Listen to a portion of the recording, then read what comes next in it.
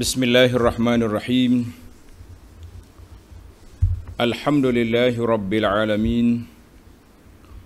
Wassalatu wassalamu ala al-mab'uthi rahmatan lil alamin. Nabiyyina wa habibina wa qudwatina Muhammad ibn Abdullah wa ala alihi wa sahbihi wa man sara ala nahjihi wa ihtada bihadihi wa istanna bisunnati ila yaumiddin. Amma ba'du. Muslimin dan muslimat, para pelajar sekalian, Assalamualaikum warahmatullahi wabarakatuh.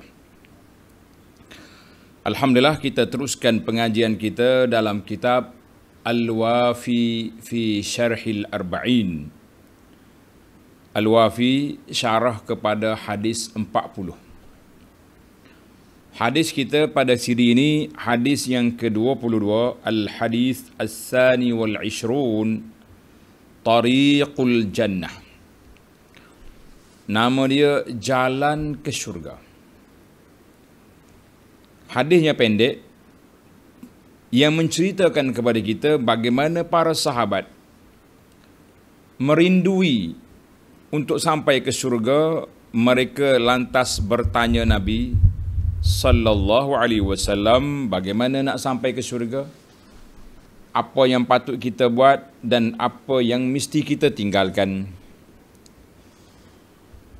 Para pelajar sekalian, tengok kitab kita Al-Wafi, terbitan yang Hidayah ini, muka surat 274. Muka surat 274. Hadis 22, Tariqul Jannah, jalan ke syurga.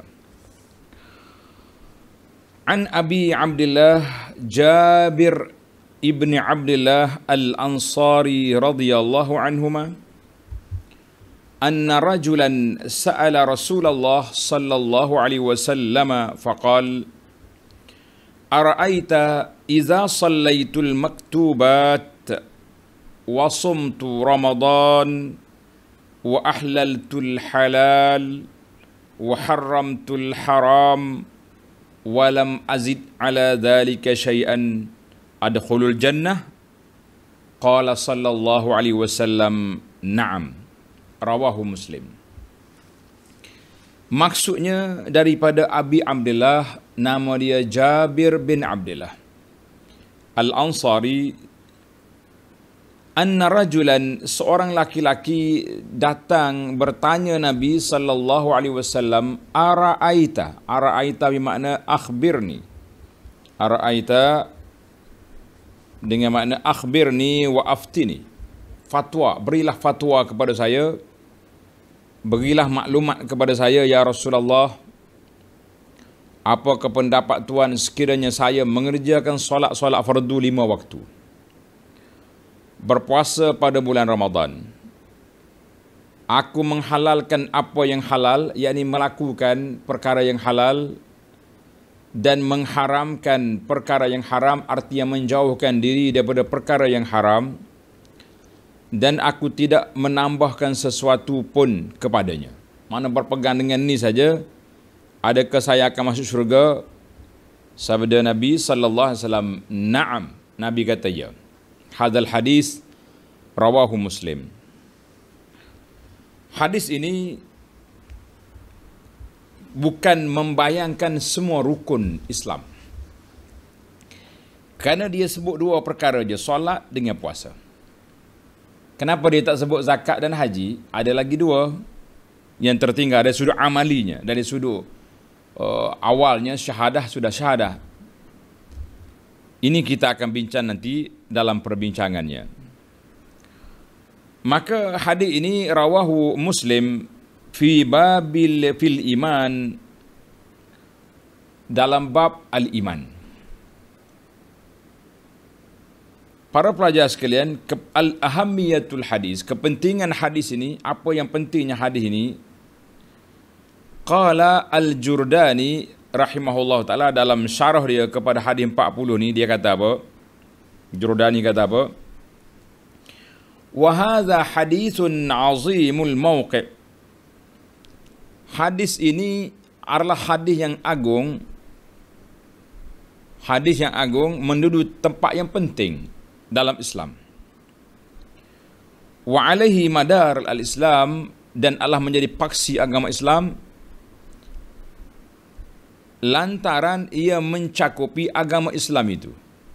Ini jadi kata iskal ni, dia sebut dua rukun, tak tinggal lagi dua rukun. Tapi hadis ni kenapa dianggap sebagai madarul Islam? Li jam'ihi lahu, kerana dia telah mengumpulkan dalam Islam, dalam apa ni, dalam amalan yang nak lakukan itu. Sebab para pelajar sekalian, kita kena tanda, amalan itu ada dua kategori. Amalan hati. Amalan hati ni balik kepada niat, balik kepada ikhlas, itu dia panggil amal al-qalbiyah. Ataupun amalan badaniyah. Macam kita solat, puasa, itu amalan tubuh badan. Jadi kita kena kembar dua amalan ni, hati dan badan kena kembar dua-dua, tak boleh pakai satu. Dua-dua tu pula, amalan hati dengan amalan badan tu imma ma'zun, sekiranya amalan itu perkara yang diizinkan oleh Allah, maka dia halal. Au mamnu, atau perkara yang dilarang, maka dia haram. Jadi apabila seorang itu telah melakukan perkara yang halal dan meninggalkan perkara yang haram, maka dia telah mengumpulkan tugas-tugas agama yang diperintahkan oleh Allah Azza wa Jalla, maka dia akan masuk syurga. Baik, para pelajar sekalian, kita tengok siapakah yang bertanya tadi. Jarang-jarang kita jumpa maklumat. Kadang-kadang orang yang bertanya tu kita tak tahu di mana, tak tahu siapa nama. Banyak dalam hikayat fiqh kita tak tahu siapa yang bertanya. Ja'a rajulun, ja'a a'rabiyun, ja'a fulan. Dalam kisah ini penanyanya dikenali. Nama penanya An-Nu'man bin Qawqal. An-Nu'man bin Qawqal Al-Khuza'i. Sebagaimana disebut dalam riwayat lain, dia Nu'man ini sahabat yang menyertai peperangan Badar dan dia mati syahid dalam peperangan Uhud. Mati syahid dalam peperangan Uhud. Mengikut dalam riwayat sirah kata, dialah yang berkata pada hari peperangan Uhud, dia kata apa? Aqsamtu alaika, aku bersumpah dengan namamu, wahai Rabbul Izzah, Tuhan yang memiliki keagungan kemuliaan.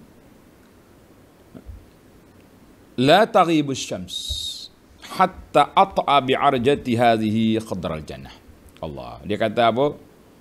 Tidak akan terbenam matahari pada hari ini sehingga aku berjalan dengan kakiku yang tempang ini dalam kehijauan syurga. Maknanya dia bercita-cita nak berperang pada hari Uhud tu sehingga dia mati syahid. Itu maksud hadis. Takdir Allah Azza wa Jalla, Nu'man memang mati pada hari tersebut. Bukan dia saja, ada lagi sahabat-sahabat lain. Contohnya Anas ibn Nadar sama juga. Waktu peperangan masuk perang Uhud, dia kata, inni ashum raihatal jannah min duni Uhud. Inni ajidu rihal jannah. Aku dapati wangian syurga di tepi bukit Uhud. Allahu Akbar.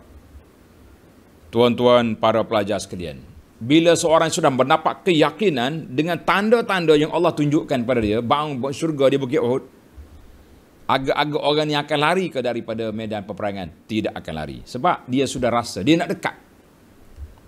Ada sahabat yang duk makan buah tamar, dia kata, kalau habis buah tamar ni panjang masa hidup, aku nak mati, nak masuk syurga cepat. Dia masuk peperangan. Ini salah seorang daripada dia. Jadi Nu'man yang bertanya ini, mengikut dalam riwayat sirah ni kata, dia mati syahid. Nabi SAW bila dapat khabar dia mati, Nabi kata, inna Nu'man zanna billahi azza wa jalla khaira, fawajadahu inda zannihi. Allahu akbar. Nu'man telah meletakkan sangkaan baik dia tinggi sekali kepada Allah Azza wa Jalla, bahawa dia akan bertemu Allah pada hari ini dan dia nak duduk berjalan-jalan dalam kehijauan taman syurga. Kata Nabi, falaqad ra'aituhu yata'u fi khudriha ma bihi arajun. Aku tengok dia duduk dalam syurga. Allah Ta'ala bagi wahyu pada Nabi, boleh tengok dalam syurga. Dia berjalan dalam syurga dengan kaki dia yang tempang. Wallahu a'lam, kerana kenapa ketempangan dia itu mungkin asal ataupun disebab kena senjata pada hari peperangan itu. Baik. Jelaslah kepada kita tentang sahabat yang bertanya. Kemudian kita pergi kepada fiqhul hadis. Hadis ini menceritakan kita tentang apa? Yang pertama, Rasulullah sallallahu alaihi wasallam sifat dia rahmatan lil alamin, pembawa rahmat kepada seluruh alam. Allah Subhanahu wa taala mengutuskan nabi kita sallallahu alaihi wasallam pembawa rahmat kepada sekalian alam, menyelamatkan manusia daripada kesesatan yang akan menjerumuskan mereka ke dalam neraka. Nabi kita tarik, Nabi bimbing mereka ke jalan hidayah yang boleh menyampaikan ke syurga. Dan jalan ke syurga itu jelas. Tariq al-jannah wadihatun sahlatun. Allahu akbar. Jalan nak ke syurga jelas dan mudah, bukan payah. Allah Subhanahu wa taala telah letakkan garis panduan, hudud, sempadan. Siapa ikut lorong ini, syurga. Siapa ikut lorong ini, neraka. Kadang-kadang kita nak pergi ke syurga tapi pergi lempo no entry, akan masuk neraka lah orang tu jawab dia. Na'udzubillah. Maka siapa dia beramal dengan tuntutan Islam dan meninggalkan larangannya, maka dia selamat. Itu hadis ini menunjukkan bahawa Nabi kita rahmat. Nabi kita ni sebagai penyelamat yang membimbing ummah daripada kegelapan syirik kepada cahaya iman, daripada jalan yang tidak baik kepada jalan yang baik. Itu kerja Nabi sallallahu alaihi wasallam. Kemudian kita berpindah kepada isu yang kedua, asyauqu ilal jannah. Syauq mana kegairahan, kerinduan para sahabat nak pergi ke syurga. Wal bahth an tariqiha, dan mereka mencari di mana ke jalan yang boleh menyampaikan mereka ke syurga. Dalam bab ini, Tuan Syekh kita ni, pengarang kita ni bawa kepada kita contoh-contoh beberapa orang sahabat yang bertanya Nabi, bagaimana aku nak pergi ke syurga? Allahu Akbar. Saya dan tuan-tuan kita kata jazahumullahu khairah. Allah Ta'ala beri balasan yang baik kepada para sahabat yang bertanya Nabi. Sebab bila mereka tanya, kita menumpang.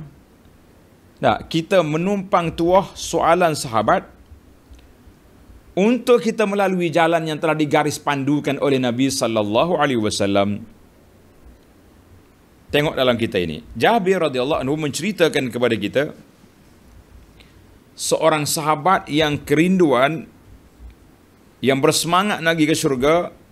Dia datang jumpa dengan Nabi sallallahu alaihi wasallam, bertanya Nabi. Tengok hadis ni. Apa nama sahabat dia? Nu'man. Dia mari tanya Nabi sallallahu alaihi wasallam, bagaimana aku ni kalau aku buat sekian-sekian boleh ke syurga? Nabi kata bala. Naam. Dan terdapat beberapa soalan yang sama daripada beberapa orang sahabat yang bertanya bagaimana jalan ke syurga. Sebagai contoh, tuan-tuan tengok contoh yang pertama. Letak nombor. Yang pertama, rawal Bukhari wa Muslim. An Abi Ayyub Al-Ansari radhiyallahu anhu. Abu Ayyub kata apa? Anna rajulan. Nah, tengok. Orang yang bertanya ni tak sebut nama. Anna rajulan qala lin Nabi sallallahu alaihi wasallam. Seorang laki-laki mari tanya Nabi. Apa dia soalan dia? Soalan dia pendek je. Akhbirni bi'amalin yudkhilunil jannah. wahai Rasulullah sallallahu alaihi wasallam, ceritakan kepada saya amalan yang boleh menyampaikan, membawa saya ke syurga.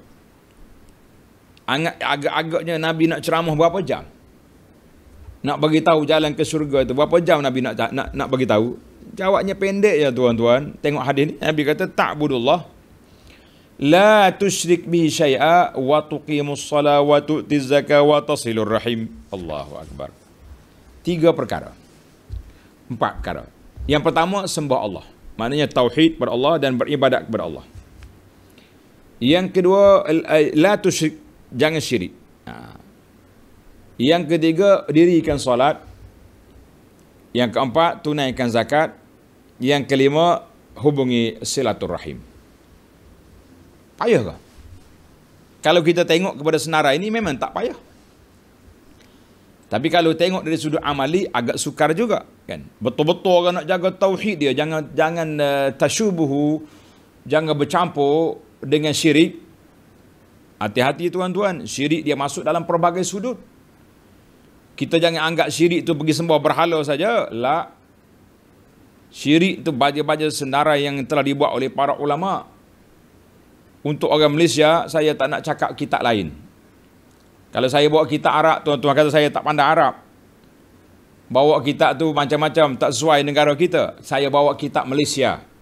Kan? Nah, sekarang ni sudah timbul balik. Nama dia Keluarga Malaysia. Saya guna Malaysia ni sudah lama. Saya namakan kitab Mestika Hadis. Tuan-tuan tanda, kitab Mestika Hadis, nama dia kitab Malaysia. Lesh? Kenapa? Sebab ia ditulis oleh ulama-ulama Malaysia.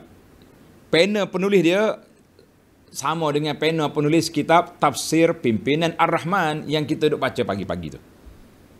Dalam jilid yang pertama, bab akhir, bab yang ke-7 kalau tak silap saya, tuan-tuan boleh tengok dalam kitab ni, tajuk dia kewajipan menjaga Islam. Di sana ada senarai-senarai perkara-perkara yang membatalkan Islam, boleh menjadi syirik terhadap Allah Azza wa Jalla. Bagi jemaah yang tak nak baca, tak nak beli kitab, tengok dalam YouTube Abu Anas, Halaqah Abu Anas, cari perkara yang membatalkan syahadah. Saya dah hurai kepanjang dalam kitab tersebut.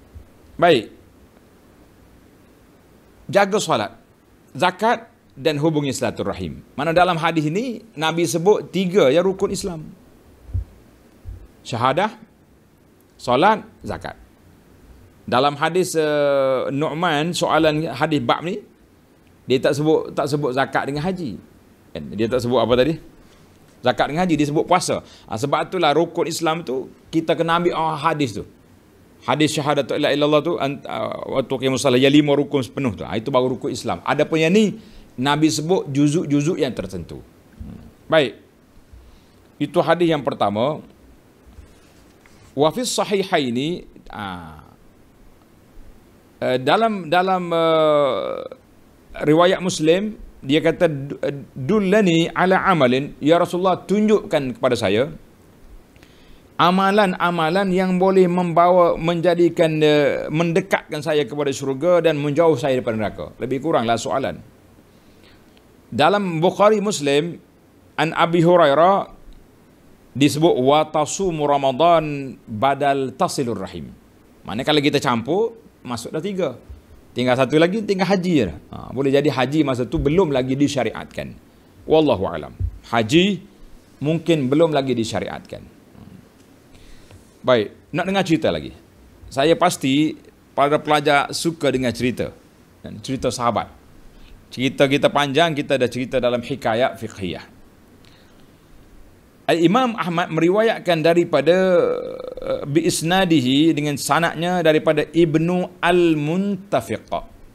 Tak nama Ibnu Al-Muntafiq radhiyallahu anhu, dia kata apa? Ataitun nabiyya, aku pergi jumpa Nabi sallallahu alaihi wasallam wa huwa bi Arafat. Nabi sedang berwukuf di Arafah. Faqultu, aku pun tanya, ya Rasulullah, sintan as'aluka anhuma. Rasulullah, saya ada dua soalan saya nak tanya Nabi. Nabi berada di mana? Di Arafah. Kenapa sahabat ni suka ambil sabab nuzul, tempat turun peristiwa? Kenapa? Sebab kita nak tahu bila peristiwa. Kalau Nabi ditanya pada hari Arafah, di antara Arafah dengan wafat Nabi hanya Zulhijjah, Muharram, Safar, Rabiul Awal. 3 bulan lagi Nabi wafat. Bermakna jawapan ini merupakan jawapan yang hampir akhir hidup Nabi. Hampir akhir. Ibnul Muntafiq dia tanya Nabi sallallahu alaihi wasallam 2 perkara. Ma yunjini minan nar? Soalan saya yang pertama, apakah perkara yang boleh menyelamatkan saya daripada neraka? Wa ma yudkhilunil jannah? Dan apakah amalan yang boleh memasukkan saya ke dalam syurga? Masya-Allah. Cerdik sahabat, dia tak cakap panjang. Cakap panjang tak ada guna. Yang kita naknya kesan daripada bercakap tu, apa kesan dia? Faqala sallallahu alaihi wasallam, la in kunta aujazta fil mas'alah laqad a'zamta wa atwalta fa'qil anni idzan. Allahu akbar. Nabi kata, mu ni cerdik. Kamu telah pendekkan soalan, tapi besar dia punya tajuk ni. Panjang huraiannya kalau nak jawab. Faqil anni. Dengar baik-baik. Buka minda. Dengar aku nak jawab. Oh, Nabi suruh dia dengar. Nabi kata apa? Nabi sebut ni, U'budullah. Sembah Allah. La tusyrik bi syai'a. Jangan syirik dengan sesuatu. Wa aqimis salah al-maktubah. Tunaikan salat fardu. Wa addi zakat al-mafruḍah. Tunaikan zakat wajib. Bukan sedekah. Wa sum Ramadan. Puasa bulan Ramadan. Wa ma tuhibbu an yaf'alahu bikan nasu faf'al bihim. Apa sahaja perkara yang kamu suka orang buat kepada kamu, maka kamu lakukan untuk orang. Kita nak orang bercakap baik dengan kita, kita nak orang hormat kita hormat orang, kita bercakap baik dengan orang. Jangan kita tak hormat orang, kita nak suruh orang hormat kita. Payah. Wa ma takrahu an ya'tiyak ilaikan nasu fazarin nasa minhu. Kalau mana-mana yang kamu tak suka orang buat kepada kamu, mu jangan buat kepada dia. Ini senang-senang suena-wena kita buat dengan orang, kita tak suka orang buat dengan kita. Kenapa? Jadi hadis ini sudah lengkap 4 rukun. Tinggal lagi haji, kenapa tak sebut? Timbul lagi soalan, masih timbul lagi. Haji kenapa tak sebut? Jawabnya, mereka berada di Arafah pada hari itu. Mereka sedang melakukan haji. Jadi logik Nabi tak sebut. Kenapa? Sebab mereka dalam keadaan mengerjakan haji. Wallahu alam, itu hikmah-hikmah yang disebut oleh para ulama kita memang menarik. Baik, tamaklah kita contoh-contoh soalan sahabat yang pendek yang mereka minta dengan Nabi tip bagaimana nak pergi syurga. Allahu akbar. Maka saya boleh kumpulkan di sini, lengkaplah kita 5 rukun Islam itu kena ada. Dan juga beberapa adab dan akhlak. Di antara adab yang disebut di sini, hubungi silaturahim. Di antara adab di sini, Nabi kata, apa yang kamu suka orang buat kepada kamu, membuat kepada orang macam tu. Apa yang kamu tak suka orang buat, kamu jangan buat kepada orang. Tamatlah kita. Kita berpindah kepada isu yang ketiga, iltizamul faraid. Wa tarkul muharramat asasun najah. Tinggalkan beramal dengan segala apa yang difardukan oleh Allah Azza wa Jalla dan meninggalkan perkara yang diharamkan oleh Allah Azza wa Jalla adalah asas prinsip kepada kebahagiaan dan kejayaan. Siapa nak bahagia, siapa nak berjaya, ambillah penan. Jaga yang fardu, tinggalkan segala yang diharamkan. Dalam hadis ini, An-Nu'man telah bertanya Nabi sallallahu alaihi wasallam, hal iza istamarra fi ada'i salat mafruḍah alaihi? Maknanya apabila dia terus melakukan perkara yang fardu sebagaimana firman Allah Taala, innas salata kanat 'alal mu'minina kitaban mawquta. Allah kata salat itu telah difardukan ke atas orang yang beriman. Orang beriman wajib kena lakukan salat. Kalau tak laku salat dia berdosa. Kalau tak berdosa apa jadi? Neraka. Na'udzubillah. Dan kemudian idza adraka syahr Ramadan, apabila kamu masuk bulan Ramadan, maka kamu kena berpuasa. Sebab puasa itu wajib. Sebagaimana Allah Ta'ala sebut dalam Quran, Syahrul Ramadan allazi unzila fihil Quran. Surah Al-Baqarah ayat 185. Faman syahida minkum syahra falyasum. Siapa dia masuk bulan Ramadan, wajib dia puasa. Maka dia berpuasa. Multaziman li adabi, menjaga adab-adab puasa, SOP puasa, menjaga adab-adab dia dan peraturan dia. Kemudian waqafa inda hududillahi ta'ala. Orang ni juga tidak langgar batasan hudud yang telah ditetapkan oleh Allah Azza wa Jalla. Batasan hudud yang telah ditetapkan oleh Allah Azza wa Jalla, kita kena jaga. Jangan langgar. Siapa dia langgar batasan halal kepada haram, maka dia telah langgar SOP. Siapa dia mengharamkan perkara Allah halal juga melanggar batasan. Jadi dua-dua kita kena jaga. Baik. Kemudian dia tanya, hal idza fa'ala zalik. Kalau dia buat semua yang fardu. Kita letak lengkaplah rukun Islam semua sekali. 5 rukun. Dia kata dia tak nak tambah dah. Dia tak nak buat perkara sunat. Boleh ke tak boleh? Jawab dia, "Na'am." Nabi kata boleh. Yujibuhu, Nabi kata ya. Na'am.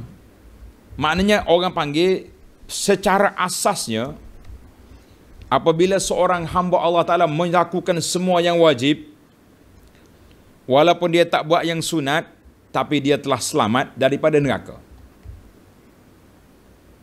Darjat dia tinggi rendah, itu cerita lain.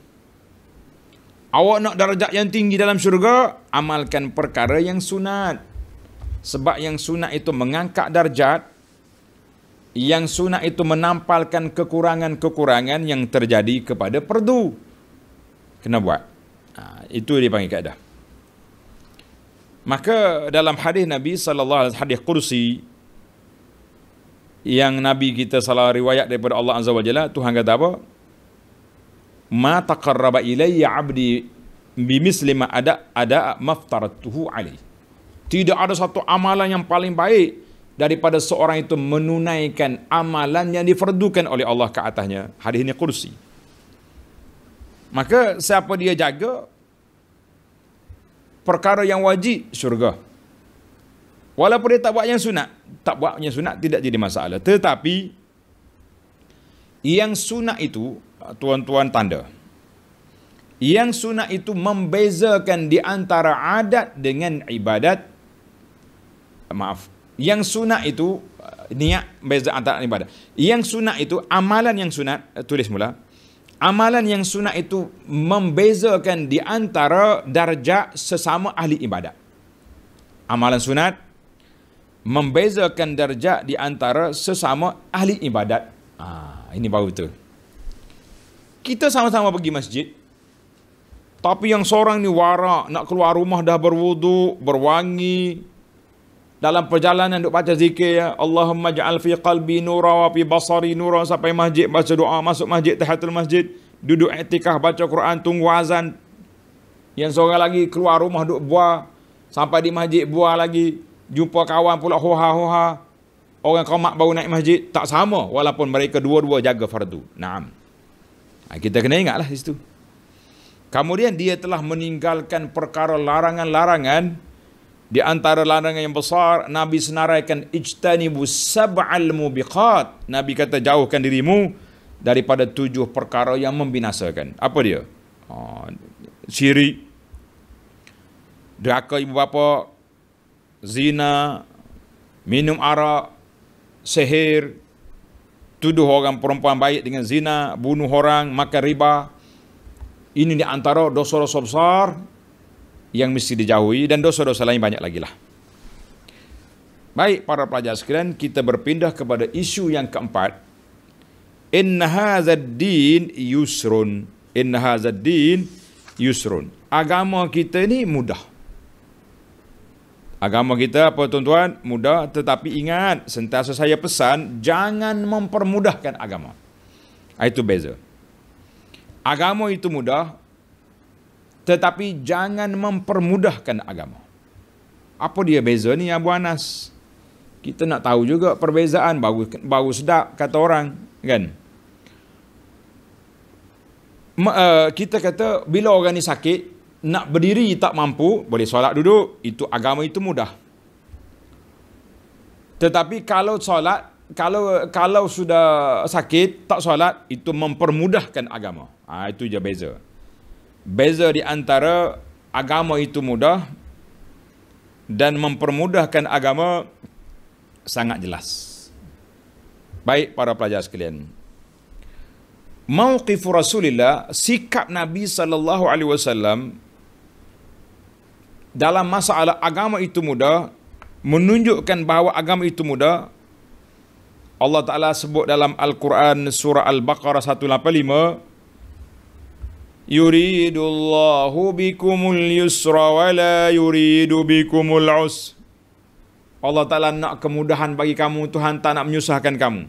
Karena itu ayat ini sebenarnya ayat tentang puasa. Bila kamu tak mampu, tak larat, musafir, sakit, berhenti, tinggal dulu puasa. Pergi musafir, balik qada. Sakit, berhenti dulu puasa. Pergi hospital, masuk ward, sihat, ganti. Mudah. Dalam banyak lagi ayat-ayat yang menyebut tentang la yukallifullahu nafsan illa wus'aha. Allah Ta'ala tak paksa kita kecuali setakat yang kita mampu. Surah Al-Baqarah 286, Suratul Hajj ayat 78, wa ma ja'ala 'alaikum fid dini min haraj. Allah Ta'ala tak jadikan agama itu susah. Banyaklah contoh-contoh tuan-tuan boleh tengok tentang ad-dinu yusrun. Baik. Mana dalam soalan Nabi kepada sahabat ni simple je Nabi jawab. Bukan payah-payah. Ni ada setengah orang ni menyusahkan orang. Kita nak beribadat ni, kita kena habis kitab sekian-sekian dulu. Kitab tasawuf saja kena berapa buah kena baca. Habis guru mengajar 1 minggu sekali 5 baris. Habis berapa tahun lagi nak permudahkan urusan. Jangan duk payah-payah. Yang kelima, sidqul muslim. Seorang muslim itu hendaklah bersikap benar, wasaraha, dan bersikap berterus terang. Kita seorang muslim kena bersikap benar dan berterus terang. Sebagaimana Nu'man radhiyallahu anhu, dia mari tanya Nabi sallallahu dengan hatinya, dengan perasaan dia.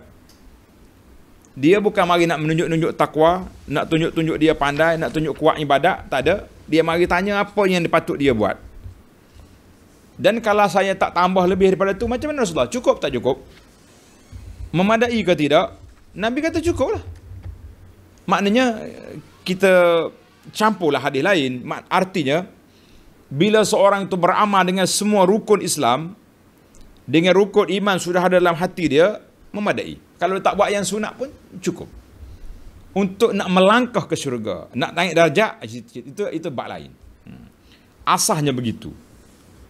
Maknanya dia mari tanya, dia nak mencari kebenaran, nak mencari kemenangan, nak mencari kebahagiaan, bukan nak menunjuk-nunjuk. Ini dia panggil hazal mauqif as-sarih.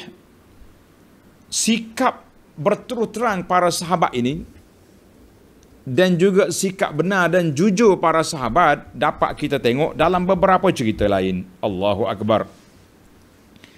Tengok dalam kitab ni, Tuan Syekh kita muka surat 282 yang ada kitab tu. Dalam kisah Bukhari dan Muslim, seorang Arab Badui datang jumpa Nabi sallallahu alaihi wasallam. Nama dia Dimam bin Sa'labah.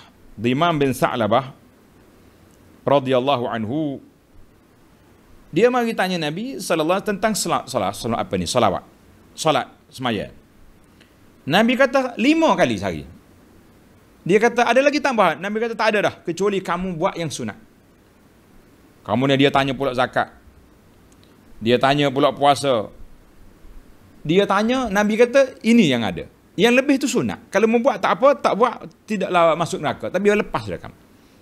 Bukan Nabi tak suruh buat, cuma Nabi nak bagi tahu hal ini batasan sempadan. Paling minima yang kita kena ada. Kemudian dia pun kata, oh, kalau macam tu, ya Rasulullah, la atatawwa syai'an wala anqus mimma faradallah alayya syai'an. Setelah dia dengar, dia kata, aku tak akan buat yang sunat dan aku tak akan cuai daripada yang fardu. Apa Nabi kata? Nabi kata, aflaha in sadaqa. Nabi kata, dia bahagia kalau dia betul dengan janji dia tadi. Nak jaga yang fardu. Dia bahagia. Allahu Akbar. Wa fi riwayatin inda Muslim, Nabi kata, in tamassaka bima amuru bihi dakhalal jannah. Kalau dia berpegang dengan apa yang aku ajar rukun Islam ini, dia akan masuk syurga. Masya Allah, tabarakallah. Wa fi riwayatin, dalam riwayat Bukhari dan Muslim, man sarrahu an yanzura ila rajulin min ahlil jannati falyanzur ila hadza. Nabi kata, siapa nak tengok orang calon ahli syurga, tengok dia ni. Maknanya dia jamin dia nak berpegang dengan apa? Dengan yang diajar oleh Rasulullah sallallahu alaihi wasallam. Kita kata aflaha in sadaq. Bahagialah kalau dia benar. Kita kata masya Allah, tabarakallah. Baik, kita bagi satu lagi. Yang keenam az-zakah wal hajj. Ini nak jawab sikit soalan. Zakat dengan haji, dua tu fardu, kan? Zakat dengan haji dua-dua tu fardu. Tapi kenapa tidak disebut di dalam hadis kita ni? Kenapa tak sebut di dalam hadis kita ni? Sedangkan Allah Ta'ala sebut dalam Quran, khuz min amwalihim sadaqatan. Ambillah harta mereka sebagai sedekah. Sedekah yang wajib, zakat. Dalam surah At-Taubah 103. Dalam hadis yang diriwayat oleh Bukhari Muslim, Nabi kata kepada Muaz, ketika Nabi hantar dia ke Yaman, Nabi kata apa? Akhbirhum anna Allah qad farada alaihim zakah. Bagi tahu kepada mereka, Allah dah fardu ke atas mereka zakat. Timbul soalan, demikian haji, Allah Ta'ala sebut dalam Quran, walillahi 'alan nasi hajjul baiti man istata'a ilaihi sabila. Allah Ta'ala fardukan haji ke atas hambanya yang mampu sampai ke Mekah. Mampu dari sudut keuangan, mampu dari sudut tubuh badan, fizikal. Surah Ali Imran ayat 97. Dalam hadis riwayat Muslim, Nabi sebut apa dia? Ayyuhan nas qad faradallahu alaikumul hajja fahujju. Tapi Nabi tak sebut dalam hadis ini. Ini jawapan. Tuan-tuan, kita tengok jawapan kepada persoalan ni. Saya rasa ramai pelajar-pelajar yang tanya, kenapa dua tak sebut? Maka iltizam hazaini rukna ini, beramal dengan dua rukun ini wajib, menjadi syarat asasi untuk masuk syurga. Tapi kenapa tidak disebut? Walam yazkuruhum an-Nu'man bi khususihima. Nu'man penanya hadis ini tak sebut sebagaimana disebutnya solat dengan puasa. Ini andaian. Ulama hadis cuba mencari makhraj, jalan keluar, imma li'annahuma, boleh jadi belum difardukan. Kita kata sukar. Sebab puasa dengan zakat difardu pada tahun yang sama, tahun yang kedua hijrah. Bulan Syaban telah diperdukan puasa dan juga zakatnya sekali. Macam mana tak fardu lagi? Maknanya anda yang pertama ni agak lemah. Wa imma, kalau anda yang kedua berlogik, wa imma li kaunihi, boleh jadi Nu'man ini tidak sampai kepada dia tanggungjawab zakat li faqrihi, kerana dia fakir, wa adami istita'alihi, dia tak mampu.